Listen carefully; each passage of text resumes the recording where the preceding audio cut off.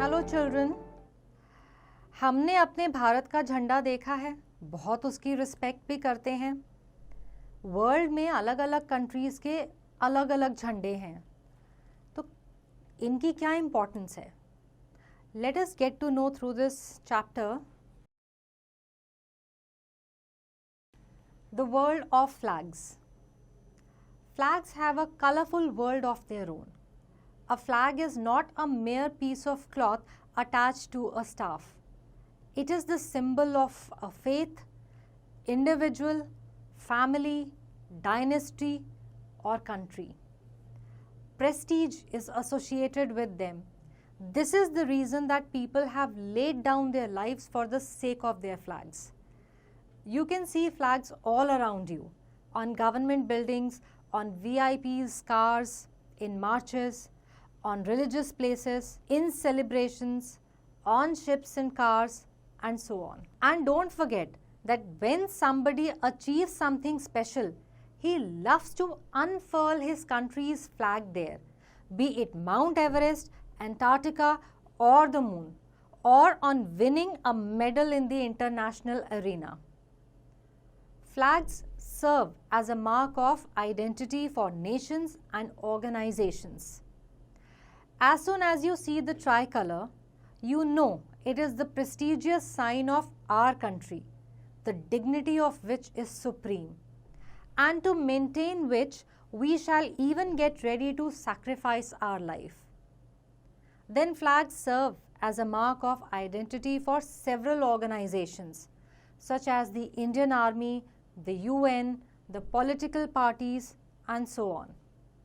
You must have seen the Red Cross insignia and flag where this international organization is at work. They also serve as a mark of identity for individuals.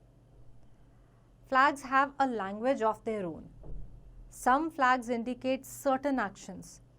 For example, a red flag tells the railway driver to stop the train, and a green flag tells him to speed along. And then there is the white flag, which the defeated army shows as a sign of surrender and truce. Ask your grandfather and he will tell you that it was waved by the Pakistani forces in 1971 Indo-Pak War. In the past, the flags were used in the battlefields as a conspicuous object, so that the soldiers could follow the directions of their flag. This was also the reason that the enemy always tried to overcome the flag, and a fallen flag meant defeat. It was usually waved on the chariot or horse of the ruler or commander, so he became the first target of the army. In the Battle of Haldi Ghati, fought between Maharaja Pratap and Akbar's forces, when the Maharana was about to be seized by the enemy, his trusted general Mana of Jhala took over his flag, called the Changi, and raised it over his own head in order to save the Maharana from the attack, and thus saved his life.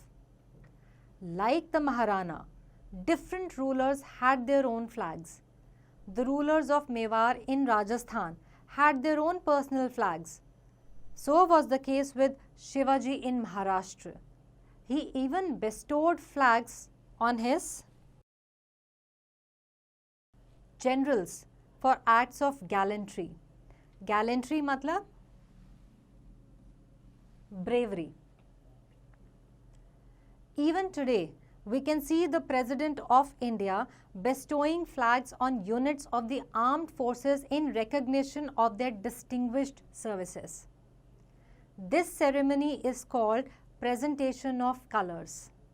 When a flag is displayed in a special manner, it has a certain meaning. You have seen that the tricolor flies on the dome of the Rashtrapati Bhavan, the official residence of the President of India. Do you think it is flown day and night there?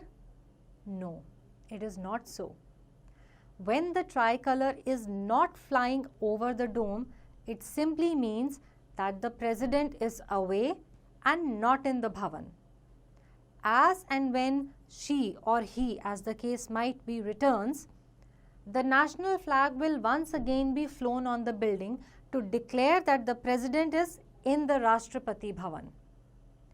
On a building, the tricolor is flown from sunrise to sunset. That is, it is hoisted in the morning and lowered in the evening. This is a special ceremony and has to be done in a dignified manner suitable to the prestige of the national flag. When the national flag is flown half-mast, ये देख रहे हैं, this is called half-mast. It means that the nation or state is in grief over the death of a dignitary. In a ship at sea, if the flag is flown below the black ball, it means that the vessel is in distress and needs urgent help. The ships also use certain alphabetical and numerical flags to pass different messages. For example, the P letter flag indicates that the ship is about to sail. Similarly, when two ships pass each other, they dip their flags to salute each other. Flags play an important role to pass messages in car racing when cars or bikes zoom past because they cannot afford to stop and receive messages. The black and white checkered flag indicates the end of the race. The red flag generally shows danger or caution. For example, red flags are planted around a firing range when firing is in progress. You can see red flags behind trucks and lorries when they carry long bars or other dangerous things. When a red flag is painted near a swimming pool, it means that it is closed for swimming. At a traffic light, you can see the yellow light meaning to wait.